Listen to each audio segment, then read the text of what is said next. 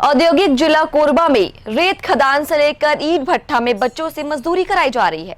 अलग अलग तर्क देकर बाल श्रमिक यहां पहुंच रहे हैं। इसके पीछे रोज मिलने वाली 200 से 300 रुपए की मजदूरी मुख्य कारण है। दूसरी ओर श्रम विभाग का दावा है कि ऐसे मामलों में लगातार निगरानी की जा रही है और बाल श्रम की शिकायत मिलने पर संबंधित के परिवार के खिलाफ भी कार्रवाई का प्रावधान है। बाल श्रम की रोकथाम के दावे बैनर पोस्टर के साथ साथ सार्वजनिक स्थान पर लिखे गए नारों से जरूर हो रहे हैं, लेकिन जमीन पर तस्वीर कुछ दूसरी है। छत्तीसगढ़ के प्रमुख औद्योगिक जिले कोरबा में सामान्य और जोखिम वाले उद्योग काफी संख्या में संचालित हो रहे हैं। इनमें बिजली, कोयला और एल्यूमिनियम के अलावा अन्य प्रकृति के उद्योग शामिल हैं। यहाँ पर कुशल, अर्धकुशल और अकुशल कर्मचारी नियोजित हैं, जबकि रेत खदान से लेकर ईंट भट्ठा में किए जा रहे कार्यों में बाल श्रम अधिनियम की धज्जियां उड़ रही है। इन स्थानों पर नाबालिगों को धड़ल्ले से काम करते हुए देखा जा रहा है। इस तरह के नज़ारे हर तरफ कायम हो गए हैं। एक स्थान पर ऐसे ही बाल मजदूरों से हमने बातचीत की तो जवाब मिला कि स्कूल से पढ़ाई छूट गई है, इसीलिए इस काम को पकड़ लिया गया है। इसके बदले हमें 300 रुपए प्रतिदिन मिलते हैं, जबकि एक बालक ने बताया कि स्कूल की पढ़ाई पूरी हो गई है, इसलिए अपनी जरूरत के लिए इस काम से खुद को जोड़ लिया गया है। 300 कितना साल चल रहा है अभी? मेरा 16। और आप लोग घर में कौन कौन है? मेरे मम्मी, पापा, बहन, भाई सब है। तो कैसे कमाने क्यों जाते हो आप? पढ़ाई नहीं करता हूँ तो कमाने जाता हूँ। 300 देते हैं। तो कितने लोग आप लोग? 5 लोग। तो दिन भर में कितना ट्रैक्टर भर देते हो? हम लोग हाँ 2-3 गाड़ी मार लेते हैं। 2-3 गाड़ी। पढ़ाई वढ़ाई करते हैं आप लोग? अच्छा, पेपर पर हो गया।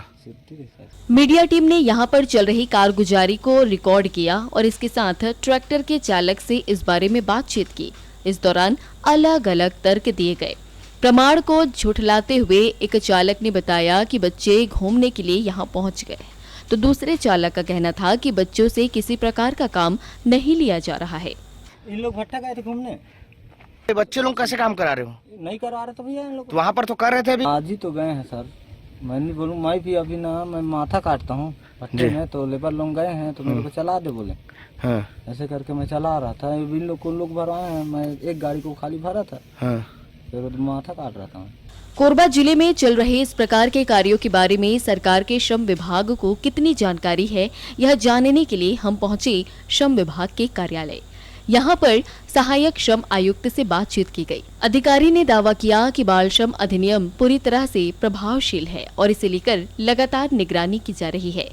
नए संशोधन के साथ अब 16 वर्ष की आयु तक के बच्चे अगर मजदूरी करते मिलेंगे तो उनके परिवार के विरुद्ध पेनल्टी होगी और 1 वर्ष की सजा भी। 2016 में संशोधित जो बाल श्रमिक एवं किशोर बच्चों का जो वो अधिनियम आया है, उसमें 18 साल से कम उम्र के बच्चों को भी नियोजित करना कानूनन अपराध है। उसमें अगर पहली बार अगर वो परिवार के साथ भी अगर काम कर रहा है तो एक बार समझाइश देना है, और अगर दूसरी बार भी अगर वो काम करते पाया जाता है तो उसके परिवार के ऊपर भी कार्रवाई करना है, जिसमें 20,000 रुपये का दंड और 1 साल की सज़ा का प्रावधान है। और हम लगातार निरीक्षण करते रहते हैं। अगर ईंट भट्टों में कहीं पे है तो हम उसकी जांच कराकर उस पर कार्रवाई करेंगे। बाल मजदूरी और पलायन जैसे मामलों को अभिशाप के दृष्टिकोण से देखा जा रहा है और लगातार इसके लिए जन जागरूकता का वातावरण तैयार करने की कोशिश सरकारी तंत्र की ओर से की जा रही है। अनेक अवसरों पर छत्तीसगढ़ के विभिन्न क्षेत्रों से दूसरे राज्यों के लिए पलायन करने वाले लोगों की वापसी कराने का काम भी प्रशासन की ओर से किया जा चुका है। कारण यह है कि लगातार इस प्रकार की बातें की जाती रही हैं कि छत्तीसगढ़ में रोजगार की कमी बिल्कुल नहीं है और लोगों को खाने कमाने के लिए बाहर जाने की जरूरत नहीं है।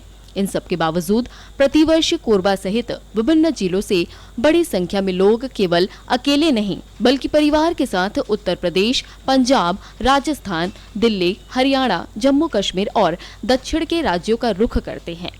कोविड कालखंड में फंसे हुए लोगों की वापसी के लिए सरकार को काफी जतन करने पड़े थे। उस दौरान छत्तीसगढ़ वापस आने वाले मजदूरों ने स्टेशन पर माथा टेक कर संकल्प दोहराया था कि अब के बाद वह कभी भी बाहर नहीं जाएंगे, लेकिन परिस्थितियां सामान्य होने के साथ पुराने समय की बीमारी फिर से पैदा हो गई है।